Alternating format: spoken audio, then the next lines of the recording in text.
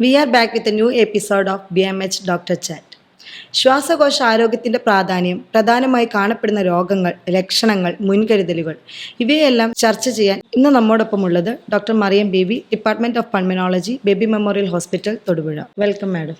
Thank you. സാധാരണമായി നമ്മുടെ സമൂഹത്തിൽ കാണപ്പെടുന്ന ശ്വാസകോശ രോഗങ്ങളെ പറ്റി ഒന്ന് വിലയിരുത്താമോ? നമ്മുടെ ഇവിടെ സാധാരണയായി കാണപ്പെടുന്ന രോഗങ്ങൾ എന്ന് വെച്ച് കഴിഞ്ഞാൽ ഒന്ന് ആസ്മ.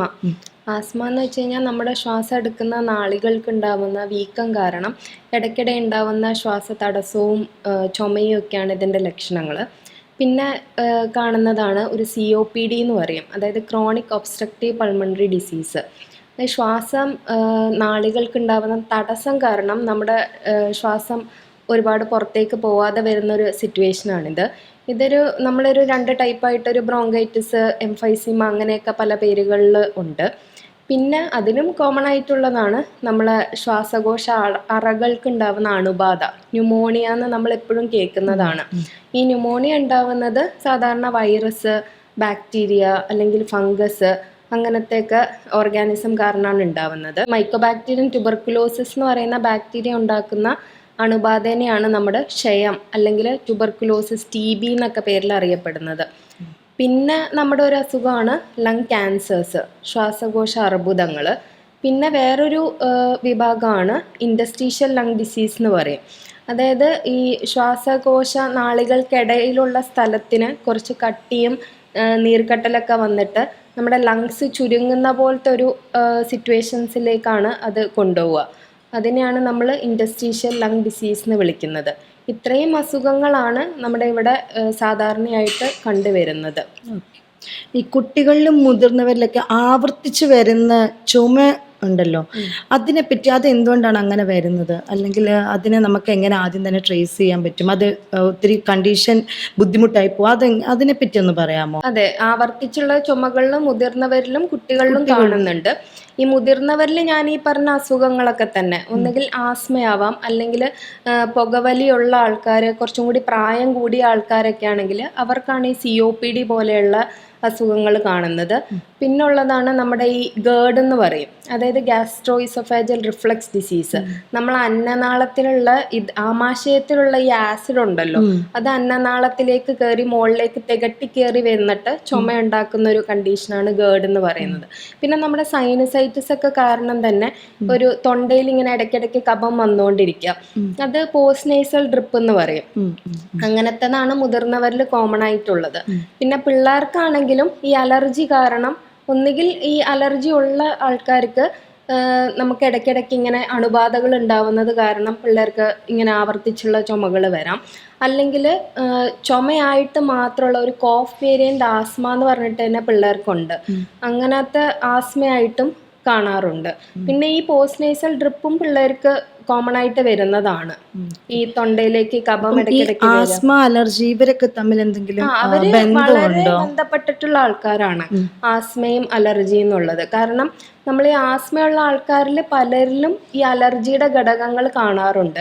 അലർജി എന്ന് പറയുന്നത് ചിലപ്പം പൊടിയാവാം, അല്ലെങ്കിൽ നമ്മുടെ പൂമ്പൊടി.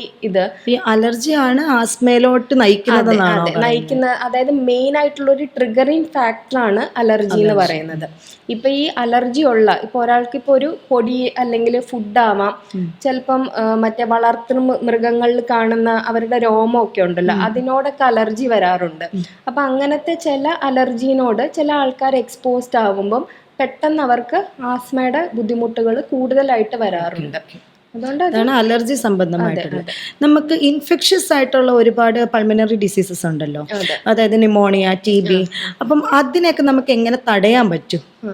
അത് തടയാൻ പറ്റുന്നത് പ്രധാനമായിട്ടും നമുക്ക് ഈ വാക്സിനേഷൻ കാര്യങ്ങളുണ്ട്, പ്രതിരോധ കുത്തിവയ്പ്പുകൾ. അതിൽ നമുക്ക് ന്യൂമോകോക്കൽ ഇൻഫ്ലുവൻസ വാക്സിൻസ് നമ്മൾ കൊടുക്കാറുണ്ട്. അത് വെച്ചിട്ട് തടയാൻ പറ്റും. പിന്നെ ഉള്ളത് നമ്മുടെ ഒരു ജീവിത ശൈലിയാണ്, പതിവായിട്ടുള്ള ഒരു വ്യായാമം, അല്ലെങ്കിൽ നമ്മുടെ ഒരു സമീകൃത ആഹാര രീതികൾ, ശരിക്കുള്ള ഉറക്കം, അതൊക്കെ കാരണം നമുക്ക് ഇതാവാം. പിന്നെ ഈ അലർജി ഉള്ള ആൾക്കാർക്ക് പരമാവധി അതിനോട്, ഇപ്പോൾ പൊടി അലർജി ഉള്ള ആളാണെങ്കിൽ ഒരു മാസ്ക് വെച്ചിട്ടൊക്കെ ഒത്തിരി പൊടിയുള്ള സ്ഥലത്ത് പോകുമ്പം അങ്ങനെ യൂസ് ചെയ്യാം, മാസ്കിന്റെ ഉപയോഗം. പിന്നെ നമ്മുടെ അലർജി ഒരു പരിധി വരെ നിയന്ത്രിക്കാൻ പറ്റും. അങ്ങനെ മാഡം പറഞ്ഞല്ലോ COPD എന്നൊരു കണ്ടീഷനെ പറ്റി, അതെന്താണ്, അത് നമുക്ക് എങ്ങനെ തിരിച്ചറിയാൻ പറ്റും? അത് ഒരു പുകവലി ഉള്ള ഒരാൾക്കാർക്കാണ് ഇത് COPD എന്ന് പറയുന്നത് കാണുന്നത് എന്ന് വിചാരിച്ചിട്ട് അത് മെയിൽസിന് മാത്രമല്ല ഫീമെയിൽസിനും വരുന്ന ഒരു കണ്ടീഷൻ തന്നെയാണ്. ക്രോണിക് ഒബ്സ്ട്രക്റ്റീവ് പൾമണറി ഡിസീസ് എന്നാണ് അതിൻ്റെ അർത്ഥം. അതായത് നമുക്ക് ഈ നമ്മൾ എടുക്കുന്ന ഈ ശ്വാസം കുറച്ച് ഈ നമ്മുടെ ശ്വാസനാളികളിലുള്ള വ്യത്യാസങ്ങളൊക്കെ വരുന്നത് കാരണം മുഴുവനായിട്ട് പുറത്തേക്ക് വിടാൻ കഴിയാത്തൊരു സിറ്റുവേഷൻ വരുമ്പോഴാണ് COPD ഒബ്സ്ട്രക്ഷൻ വരുന്നു, അപ്പോഴാണ് ഇത് വരുന്നത്. അപ്പം നമുക്ക് തുടരെയുള്ള ചുമകൾ, പിന്നെ നമ്മൾ എന്തെങ്കിലും വ്യായാമം ചെയ്യുക, അല്ലെങ്കിൽ ജസ്റ്റ് ഒരു 100 മീറ്റർ നടക്കുമ്പോൾ തന്നെ നമുക്ക് ശ്വാസം മുട്ടൽ അനുഭവപ്പെടുക, അങ്ങനത്തെ കാര്യങ്ങളൊക്കെയാണ് ഇതിൻ്റെ ലക്ഷണങ്ങളായിട്ട് പറയുന്നത്. ഇത് കണ്ടുപിടിക്കണമെങ്കിൽ നമ്മൾ സ്പൈറോമെട്രി എന്ന് പറയും. ലങ്സിൻ്റെ ശേഷി, ശ്വാസകോശത്തിൻ്റെ ശേഷി അസസ് ചെയ്യുന്ന ടെസ്റ്റുകൾ നമ്മൾ ചെയ്ത് നോക്കിയാലാണ് നമുക്കത് എത്രത്തോളം ഉണ്ടെന്നുള്ളത് കണ്ടുപിടിക്കാൻ പറ്റത്തുള്ളൂ. അതൊരു എന്താ പറയുക, ലങ് ഡിസീസസ് വന്നിട്ട് അതിൻ്റെ ഒരു ഫൈനൽ സ്റ്റേജ് ആണോ, ആദ്യം ഇനിഷ്യലായിട്ട് തന്നെ നമുക്ക് പറഞ്ഞ പോലെയാണോ വരുന്നത്? ഇതൊരു ക്രോണിക് എന്ന് പറയുമ്പം അത് കുറച്ച് നാളായിട്ടുള്ള ഒരു ഡിസീസാണ്. അതിങ്ങനെ പ്രായം കൂടുന്തോറും, അല്ലെങ്കിൽ ഒരു പുകവലി ഉള്ളത് ഒരു റിസ്ക് ഫാക്ടറാണത്. അപ്പോൾ പുകവലി ഉള്ള ആൾക്കാർക്ക് കുറച്ച് പ്രായം ചെല്ലും തോറും അവർക്ക് ഈ പറയുന്ന ശ്വാസം മുട്ടലും ഇതുമൊക്കെ വരുവാണെങ്കിൽ നമ്മൾ ഈ സ്പൈറോമെട്രിയും കൂടി ചെയ്ത് നോക്കുമ്പം അതിൽ നമുക്കിങ്ങനെ ഒരു COPDയുടേതായിട്ടുള്ള ഫീച്ചേഴ്സ് കാണാൻ പറ്റും. അങ്ങനെയാണ് നമ്മൾ അതിനെ ഡയഗ്നോസ് ചെയ്യുന്നത്. കൂടുതലായിട്ട് പ്രായമുള്ള ആൾക്കാരിലാണ് വരുന്നത്. ശ്വാസകോശ ക്യാൻസർ ഇപ്പോൾ ഒത്തിരി ഫ്രീക്വൻ്റ് ആണല്ലോ, അപ്പം അത് നമുക്ക് എങ്ങനെ തടയാൻ പറ്റും, അല്ലെ പ്രതിരോധിക്കാൻ പറ്റും? ശ്വാസകോശ ക്യാൻസർ എന്ന് പറയുമ്പം അതിൻ്റെയും കുറേ റിസ്ക് ഫാക്ടേഴ്സ് ഉണ്ട്. അതിൽ ഒരെണ്ണമാണ്, ഏറ്റവും പ്രധാനമായിട്ടുള്ളതാണ് പുകവലി എന്ന് പറയുന്നത്. പുകവലി അത് ആക്റ്റീവ് സ്മോക്കിംഗ് ആവാം, പാസീവ് സ്മോക്കിംഗ് ആവാം. പിന്നുള്ളതാണ് നമ്മുടെ ഈ എയർ പൊല്യൂഷൻ, അന്തരീക്ഷ മലിനീകരണം കാരണം. അതായത് അതിലുള്ള ചില വാതകങ്ങൾ, കുറേ പർട്ടിക്കുലേറ്റ് മാറ്റർ, അങ്ങനത്തെ സാധനങ്ങളൊക്കെ കാരണമാണ് ഇത് വരുന്നത്. പിന്നെ ഉള്ളതെന്ന് വെച്ച് കഴിഞ്ഞാൽ നമ്മളെ ഫാമിലി ഹിസ്റ്ററി, ഫാമിലിയിൽ ആർക്കെങ്കിലും ഉണ്ടെങ്കിൽ അതൊരു റിസ്ക് ആണ്. പിന്നുള്ളത് ഓക്യുപ്പേഷണൽ എക്സ്പോഷേഴ്സ് ആണ്. നമ്മൾ ആസ്ബസ്റ്റോസ് മാതിരിയുള്ള ഇതുമൊക്കെ ആയിട്ട് റിലേറ്റഡ് ആയിട്ട് വർക്ക് ചെയ്യുന്നതാണെങ്കിൽ, അല്ലെങ്കിൽ ക്രോമിയം, നിക്കൽ, അങ്ങനത്തെയൊക്കെ ഒരു എക്സ്പോഷർ ഉണ്ടെങ്കിലും നമുക്ക് ഈ അർബുദത്തിനുള്ള ചാൻസ് കൂടുതലാണ്. അതിനെ പ്രതിരോധിക്കാൻ എന്ന് വെച്ച് കഴിഞ്ഞാൽ നമ്മൾ ഈ പറയുന്ന സിറ്റുവേഷൻസ്, ഇപ്പോൾ പുകവലി ഉള്ള ആളാണെങ്കിൽ അത് ഒഴിവാക്കുക. പിന്നെ ഈ ജോലി അതിൽ നിന്നൊക്കെയാണ് റിസ്ക് ഉള്ളത്. അപ്പോൾ അതിൽ നിന്നൊക്കെ ഒഴിഞ്ഞു മാറി നിൽക്കുമ്പോഴാണ് അത് പ്രതിരോധിക്കാൻ പറ്റുന്നത്.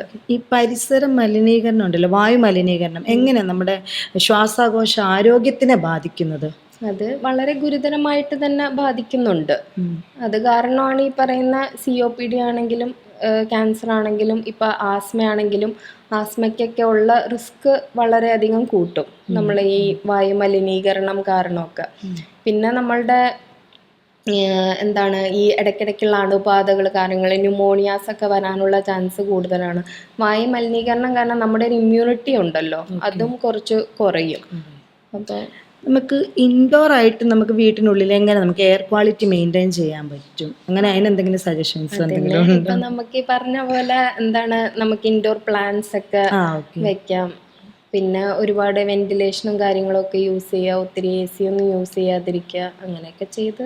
സ്ഥിരമായിട്ട് ശ്വാസതടസ്സമുള്ള ഒരാൾ എപ്പോഴാണ് ഡോക്ടറിനെ കൺസൾട്ട് ചെയ്യേണ്ടത്? അല്ലെങ്കിൽ നമ്മുടെ ലങ് ഒരു ട്രബിളിലാണെന്ന് എങ്ങനെ നമുക്ക് ഐഡൻറ്റിഫൈ ചെയ്യാൻ പറ്റും?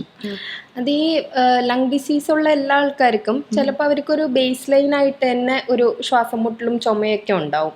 അതവർക്കറിയാം. അതവർ ഈ അവർക്ക് സാധാരണ ചെയ്യാൻ പറ്റുന്ന കാര്യങ്ങളുണ്ടാവും ആ ശ്വാസം മുട്ടൽ വെച്ചിട്ട് തന്നെ. പക്ഷെ അതിനെക്കാട്ടിലും കൂടുതലായിട്ട് അനുഭവപ്പെടുക, അല്ലെങ്കിൽ പെട്ടെന്നൊരു ശ്വാസം മുട്ടൽ വരിക, അവരുടെ ഉറക്കത്തിന് ഡിസ്റ്റർബ് ചെയ്യുന്ന രീതിയിലുള്ള ശ്വാസം മുട്ടൽ, അല്ലെങ്കിൽ നമ്മളൊരു വിശ്രമിക്കുന്ന സമയത്ത് വരുന്ന ഒരു ശ്വാസം മുട്ടൽ, അങ്ങനെയൊക്കെയുള്ള ഒരു സന്ദർഭത്തിൽ നമ്മളെപ്പോഴും ഡോക്ടറിനെ കാണുന്നതാണ് നല്ലത്. ഇപ്പോൾ ശ്വാസ തടസ്സം വന്നാൽ നമുക്ക് ഹോസ്പിറ്റലിൽ എത്തുന്നതിന് മുന്നേ ഒരു ഫസ്റ്റ് എയ്ഡ് എന്നുള്ള പോലെ ചെയ്യാൻ പറ്റുന്ന എന്തെങ്കിലും അത് ടിപ്സോ കാര്യങ്ങളോ ഉണ്ടോ? നമ്മളിപ്പം ഈ ആസ്മ പേഷ്യൻസിനൊക്കെ ആണെങ്കിൽ നമ്മൾ ഇൻഹേലേഴ്സ് ആണ് ട്രീറ്റ്മെൻ്റ് ആയിട്ട് കൊടുക്കുന്നത്. അപ്പം അത് കൊടുക്കുമ്പം അവർക്ക് ഈ എമർജൻസി വരുമ്പം യൂസ് ചെയ്യാൻ പാകത്തിനുള്ള മെഡിസിൻസും നമ്മൾ കൊടുക്കുന്നതാണ്. അപ്പം അത് യൂസ് ചെയ്യാം. പിന്നെ എന്ന് വെച്ച് കഴിഞ്ഞാൽ ഈ ശ്വാസം മുട്ടൽ വരുമ്പോൾ തന്നെ ആൾക്കാർ ഭയങ്കര പാനിക്കാവും. അങ്ങനെ പരിഭ്രാന്തി പാടില്ല. അങ്ങനെ പരിഭ്രാന്തരാകുമ്പോൾ തന്നെ ആ ശ്വാസം മുട്ടൽ വീണ്ടും കൂടാനാണ് ചാൻസ്. അപ്പം കുറച്ച് ശാന്തരായിട്ട് ഈ പറയുന്ന മെഡിസിൻസ് ഒക്കെ യൂസ് ചെയ്തിട്ട് അതൊന്ന് ജസ്റ്റ് ഒന്ന് സെറ്റിൽ ചെയ്യുമ്പോൾ തന്നെ നമ്മൾ ഹോസ്പിറ്റലിലേക്ക് വരുന്നതാണ് നല്ലത്. ശ്വാസം മുട്ടൽ കൂടി ഒരിക്കലും വീട്ടിലിരിക്കാതിരിക്കുന്നതാണ് നല്ലത്. എപ്പോഴും നമ്മൾ എമർജൻസിയിലേക്ക് വരിക. നമുക്ക് ഈ സ്റ്റിറോയിഡ്സിന്റെ യൂസ് മറ്റെന്തെങ്കിലും ഹെൽത്ത് കണ്ടീഷൻസ് കോൺട്രിബ്യൂട്ട് ചെയ്യുന്നുണ്ട് അങ്ങനെ കേട്ടിട്ടുണ്ട്, അറിയില്ല, അങ്ങനെ എന്തെങ്കിലും ഉണ്ടോ? സ്റ്റിറോയിഡ്സ് എന്ന് പറയുന്നത് കുറച്ച് പാർശ്വഫലങ്ങളൊക്കെ ഉള്ള ഒരു മെഡിസിൻസ് തന്നെയാണ്. പക്ഷെ നമ്മൾ ഒത്തിരി ശ്വാസം മുട്ടലും ബുദ്ധിമുട്ടുകളും കൂടുതലായിട്ട് വരുമ്പം നമുക്കതിൻ്റെ ഒരു ട്രീറ്റ്മെൻറ്റിന് വേണ്ടിയിട്ടാണ് സ്റ്റിറോയിഡ് കൊടുക്കുന്നത്.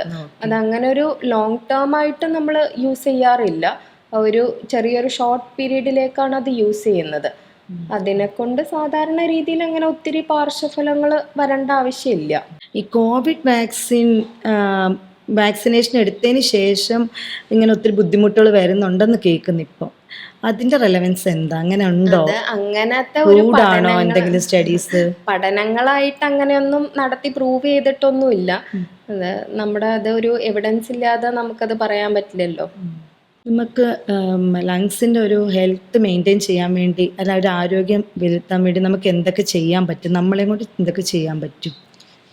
നമ്മളെ കൊണ്ട് ചെയ്യാൻ പറ്റുന്ന കാര്യങ്ങളെന്ന് വെച്ച് കഴിഞ്ഞാൽ, ഞാൻ ഈ പറഞ്ഞ പോലെ നമ്മൾ ഫുഡ്, അതായത് ഭക്ഷണത്തിൽ സമീകൃത ആഹാരം, അതായത് ആൻറ്റി ഓക്സിഡൻസ് ഒക്കെ ഉള്ള ഫുഡ് കഴിക്കുക, വൈറ്റമിൻ സി, ഇ ഒക്കെ ഉള്ള, അതായത് വെജിറ്റബിൾസും ഫ്രൂട്ട്സും ഒക്കെ ഒരുപാട് നമ്മൾ ഭക്ഷണത്തിൽ ഉപയോഗപ്പെടുത്തുക. പിന്നുള്ളത് വ്യായാമമാണ്. അതൊരു നടത്തമാവാം, അല്ലെങ്കിൽ ഓട്ടം, അങ്ങനത്തെ എന്തെങ്കിലും ചെറിയ രീതിയിലുള്ള വ്യായാമങ്ങൾ, കാര്യങ്ങൾ അതൊക്കെ ചെയ്യാം. പിന്നെ ഇങ്ങനെ നമ്മൾ ഓൾറെഡി ഒരു അസുഖമുള്ള ആളാണെങ്കിൽ നമ്മൾ ഡോക്ടർ പറയുന്നതിനനുസരിച്ചിട്ടുള്ള പ്രതിരോധ കുത്തിവയ്പ്പുകളൊക്കെ എടുക്കുക. പിന്നെ നമ്മൾ ഒരു ന്യൂമോണിയ ഒക്കെ ഉള്ള ഒരാളെ നമ്മളിപ്പോൾ വിസിറ്റ് ചെയ്യണം, അങ്ങനെയൊക്കെ വെച്ച് കഴിഞ്ഞാൽ മാസ്ക് ഒക്കെ യൂസ് ചെയ്തിട്ട് പോവുക. അങ്ങനത്തെ ഇതൊക്കെ യൂസ് ചെയ്യാം. ഇപ്പം ഈ വാക്സിനേഷൻ, ഇൻഫ്ലുവൻസയുടെ ഒക്കെ വാക്സിനേഷൻ ഉണ്ടല്ലോ, അത് എത്രമാത്രം ഇഫക്റ്റീവാണ്? അത് വളരെയധികം എഫക്റ്റീവാണ്. കാരണം ഇൻഫ്ലുവൻസ ഇപ്പം സീസണലായിട്ട് തന്നെ, സീസണൽ ഇൻഫ്ലുവൻസ ഇയർലി വരുന്നുണ്ട്. അപ്പം നമ്മൾ ഒരു മുതിർന്ന ആൾക്കാർക്ക് ഇൻഫ്ലുവൻസ എടുത്തു കഴിഞ്ഞാൽ അത് കാരണമുള്ള കോംപ്ലിക്കേഷൻസ് വളരെയധികം കുറഞ്ഞിരിക്കുന്നതായിട്ട് കാണുന്നുണ്ട്. അതായത് ഗുരുതരമായൊരു സിറ്റുവേഷനിലേക്ക് പോകാതെ പ്രിവെൻറ്റ് ചെയ്യും. അത് വലിയ എൽഡർ ഏജിനും അത് ഇതാണോ, അതെയോ കുഞ്ഞു കുട്ടികൾക്കാണോ? കുഞ്ഞു കുട്ടികൾക്കെന്ന് വെച്ച് കഴിഞ്ഞാൽ, ചെറിയ കുട്ടികൾക്ക് നമ്മുടെ വാക്സിനേഷൻ ഷെഡ്യൂളിൽ തന്നെ നമ്മൾ ഈ ന്യൂമോകോക്കൽ വാക്സിനേഷൻസ് കൊടുക്കുന്നുണ്ട്. എന്നാലും നമ്മൾ ബൂസ്റ്റർ ഡോസായിട്ട് ഇൻഫ്ലുവൻസ വാക്സിൻ കൊടുക്കാവുന്നതാണ്. അതല്ലാതെ മുതിർന്നവർക്ക് നമ്മൾ പറയുന്നത് ഒരു 65 വയസ്സ് അല്ലെങ്കിൽ അതിന് മുകളിലുള്ള ആൾക്കാർക്കാണ് നമ്മൾ റെക്കമെൻഡ് ചെയ്യുന്നത്. ഇനി 65 വയസ്സിന് താഴെയുള്ളവർക്കും എടുക്കാം. എന്തെങ്കിലും കൂടെ നമുക്ക് ഡയബറ്റിസ്, ഹൈപ്പർ ടെൻഷൻ, അങ്ങനത്തെ, അല്ലെങ്കിൽ കരളിന് അസുഖങ്ങൾ, അങ്ങനെ എന്തെങ്കിലും കോമോർബിഡിറ്റീസ് ഉള്ള ആൾക്കാർക്കാണെങ്കിൽ നമ്മൾ 65 ഇയേഴ്സിൻ്റെ ബിലോ ഉള്ള ആൾക്കാർക്കും വാക്സിനേഷൻസ് കൊടുക്കാറുണ്ട്. ലങ്സ് ഡിസീസസ് ഉള്ളവർ എക്സസൈസ് ചെയ്യാൻ പാടില്ല, അങ്ങനെ എന്തെങ്കിലും സ്റ്റേറ്റ്മെന്റ് അത് ഉണ്ടോ? സ്റ്റേറ്റ്മെന്റ് എന്ന് വെച്ച് കഴിഞ്ഞാൽ, അതൊരു എക്സസൈസ് ഇൻഡ്യൂസ്ഡ് ആസ്മ എന്ന് പറഞ്ഞിട്ടൊരു സിറ്റുവേഷൻ ഉണ്ട്. അതായത് പിള്ളേർക്കും അല്ലെങ്കിൽ ഒരു അഡോളസെന്റ് ഏജ് ഗ്രൂപ്പിലൊക്കെ നമ്മൾ ഈ എക്സസൈസ് ചെയ്യുമ്പം കുറച്ച് ആസ്മാറ്റിക് സിംറ്റംസ് കൂടുന്നതായിട്ടൊക്കെ കാണാറുണ്ട്. അപ്പൊ അവര് ഒരു മൈൽഡ് ആയിട്ടുള്ള രീതിയിൽ അല്ലെങ്കിൽ ഒരു ബ്രീതിങ് എടുത്തിട്ടൊക്കെ ചെയ്യേണ്ടി വരും. പിന്നെ മാഡം പറഞ്ഞല്ലോ അലർജൻസ് എന്ന് പറഞ്ഞു, അത് നമുക്ക് എങ്ങനെ ഐഡന്റിഫൈ ചെയ്യാൻ പറ്റും? നമ്മൾ ഇന്ന കാര്യത്തിന് അലർജി ഉണ്ടോ, അതെങ്ങനെ നമുക്ക് ഐഡന്റിഫൈ ചെയ്യാൻ പറ്റും? അത് ശരിക്കും നമുക്ക് ഈ അലർജൻസ് കണ്ടുപിടിക്കാൻ വേണ്ടിയിട്ട് ഒരു സ്കിൻ പ്രിക്ക് ടെസ്റ്റ് ആണ് നമ്മൾ ചെയ്യുന്നത്. അതല്ലാതെ നമ്മൾ ബ്ലഡിൽ ഈ നമ്മുടെ ബ്ലഡ് റുട്ടീൻ എക്സാമിനേഷൻ ചെയ്യുമ്പോഴേ ഇതിൽ ഈസ്നോഫിലിൻ്റെ കൗണ്ടും പിന്നെ സിറം IG എന്ന് പറയുന്ന അതൊരു അലർജിയുടെ സ്പെസിഫിക് ഇതാണ്, ഇൻഡിക്കേറ്റർ ആണ്. അതല്ലാതെ നമുക്ക് ഓരോ ഫുഡിനോടും അല്ലെങ്കിൽ ഈ പറയുന്ന പൊടി, അങ്ങനത്തെ എയറോ അലർജൻസിനോടൊക്കെ ഉണ്ടോ എന്നറിയാൻ നമ്മൾ സ്കിൻ പ്രിക്ക് ടെസ്റ്റ് ആണ് ചെയ്യുന്നത്. അതായത് നമ്മൾ അതിൻ്റെ ഒരു അലർജൻ എക്സ്ട്രാക്ട് കിട്ടും. അതിന് നമ്മൾ സ്കിന്നിലേക്ക് അപ്ലൈ ചെയ്തിട്ട് അതിനോട് അലർജിക് റിയാക്ഷൻ വരുന്നുണ്ടോ എന്നുള്ളത് നോക്കുക. അങ്ങനെ ഓരോന്ന് ടെസ്റ്റ് ചെയ്തിട്ടാണ് കണ്ടുപിടിക്കുന്നത്. നമുക്ക് അല്ലാണ്ട് ഇപ്പം ഇൻഹേലർ യൂസ് ചെയ്യാന്നുള്ള അല്ലാണ്ട് നമുക്ക് വേറെ ഒരു പെർമനന്റ് സൊല്യൂഷൻ ഇല്ല ഇങ്ങനെ അലർജിക് ആയിട്ടുള്ള ആൾക്കാർക്ക്? ഇൻഹേലർ യൂസ് ചെയ്യാന്നുള്ളത് തന്നെയാണ് അതിൻ്റെ ഒരു ട്രീറ്റ്മെന്റ് എന്ന് പറയുന്നത്. അതല്ലാതെ നമ്മളിപ്പം ആസ്മയുടെ കേസിലൊക്കെ ആണെങ്കിൽ നമ്മൾ ഈ IgE അല്ലെങ്കിൽ ഈസ്നോഫിലിന്റെ കൗണ്ടൊക്കെ കൂടുന്നത് കാരണമാണ് നമുക്ക് ഈ ആസ്മയൊക്കെ വരുന്നത്. അതിനെ ടാർഗറ്റ് ചെയ്തിട്ടുള്ള തെറാപ്പീസ് ഒക്കെ ഉണ്ട്. അങ്ങനത്തെ ഒരു ബയോളജിക്കൽ തെറാപ്പീസ് ഒക്കെ ഉണ്ട്. ഓക്കെ. ഈ പ്രഗ്നൻസിയിൽ മദർ എടുക്കാത്ത എന്തെങ്കിലും കെയറും ഈ കുട്ടികളിൽ ഉണ്ടാവുന്ന ആസ്മ അലർജി അത് തമ്മിൽ എന്തെങ്കിലും ബന്ധമുണ്ട്? ചിലർ പറയുന്നത് കേട്ടിട്ടുണ്ട്, ഫീഡ് ചെയ്യുന്ന മദേഴ്സിന് കുട്ടികൾക്ക് പെട്ടെന്ന് അലർജി വരും, അമ്മ പാല് കുടിക്കുന്ന അല്ലെങ്കിൽ അങ്ങനെ എന്തെങ്കിലും ഫുഡ്സ് കഴിച്ചു കഴിഞ്ഞാൽ അത് കുഞ്ഞുങ്ങളിൽ കാണപ്പെടുന്നത്, അങ്ങനെ എന്തെങ്കിലും ഉണ്ടോ? അങ്ങനെ ഉണ്ടാവാം. കാരണം അമ്മ കഴിക്കുന്ന ഫുഡാണല്ലോ, അതിൽ നിന്നുള്ള ഇത് മിൽക്കിൽ സെക്രീറ്റ് ചെയ്തിട്ട് അതാണല്ലോ. അപ്പൊ ആ കുട്ടി അതിന് അലർജിക്ക് ആണെന്നാണോ അതിന്റെ ഒരു? അത് നമുക്ക് അത്ര പറയാൻ പറ്റില്ല. അപ്പൊ ഇനീഷ്യൽ പീരീഡിൽ കാണുന്നത് ചിലപ്പോൾ വളർന്നു വരുമ്പം അത് അതേപോലെ തന്നെ നിക്കണം എന്നില്ലല്ലോ. അത് നമ്മള് ഇമ്മ്യൂണിറ്റി ഒക്കെ വരുമ്പം ചേഞ്ച് വരാൻ ചാൻസ് ഉണ്ട്. പിന്നെ എപ്പോഴും നമ്മുടെ ഒരു ഫാമിലി പ്രിഡിസ്പോസിഷൻ ഭയങ്കര ഒരു ജനറ്റിക് പ്രിഡിസ്പോസിഷൻ ഒരു ഫാക്ടറാണ്. ഇപ്പൊ മദറോ ഫാദറോ അലർജിക് അല്ലെങ്കിൽ ആസ്മാറ്റിക് ആണെങ്കിൽ അത് നമ്മുടെ പിള്ളേർക്കും വരാനുള്ള ചാൻസ് ഉണ്ട്. അതിന് നമുക്ക് പ്രിവെന്റ് ചെയ്യാൻ പറ്റുന്ന എന്തെങ്കിലും പ്രഗ്നൻസിയിൽ എന്തെങ്കിലും ഇഞ്ചക്ഷൻ അങ്ങനെ എന്തെങ്കിലും ഉണ്ടോ? അങ്ങനെയൊന്നുമില്ല. നമ്മൾ ആസ്മ എന്തെങ്കിലും കൂടുതലായിട്ട് വരുവാണെങ്കിൽ അതിനെ ട്രീറ്റ് ചെയ്യാന്നുള്ളതേ ഉള്ളൂ, അതല്ലാതെ ഒന്നുമില്ല. മാഡത്തിന് ഇപ്പം നമ്മുടെ പ്രേക്ഷകരോട് ശ്വാസകോശ ആരോഗ്യ സംബന്ധമായി എന്താണ് ഷെയർ ചെയ്യാനുള്ളത്? ശ്വാസകോശ ആരോഗ്യം എന്ന് പറയുന്നത് നമ്മുടെ മൊത്തത്തിലുള്ള ആരോഗ്യത്തിന് വളരെ ഇമ്പോർട്ടൻ്റ് ആണ്. അപ്പം അതുകൊണ്ട് നമ്മൾ ഒരു പതിവായിട്ടുള്ള വ്യായാമം, ആരോഗ്യകരമായിട്ടുള്ള ഭക്ഷണ രീതികൾ, പിന്നെ പ്രതിരോധ കുത്തിവെപ്പുകൾ എടുക്കുക, അങ്ങനത്തെ പ്രിവെൻറ്റീവ് മെഷേഴ്സ് ഒക്കെ എടുക്കേണ്ടതാണ്. പിന്നെ നമ്മൾ ഒത്തിരി ചുമയും കഫക്കെട്ടലും ഒക്കെ ഒരാഴ്ചയിൽ കൂടുതലായിട്ടുണ്ടെങ്കിൽ നമ്മളൊരു പൾമണോളജിസ്റ്റിനെ എന്തായാലും ഒന്ന് കൺസൾട്ട് ചെയ്യേണ്ടതാണ്. പിന്നെ പറയാനുള്ളതെന്ന് വെച്ച് കഴിഞ്ഞാൽ എപ്പോഴും നമ്മളൊരു രോഗം അതിൻ്റെ ഇനീഷ്യൽ സ്റ്റേജിൽ ചികിത്സിക്കാനാണ് നമുക്ക് എളുപ്പം. അതുകൊണ്ട് അത് ഒത്തിരി ഗുരുതരമാക്കാതെ നോക്കുക.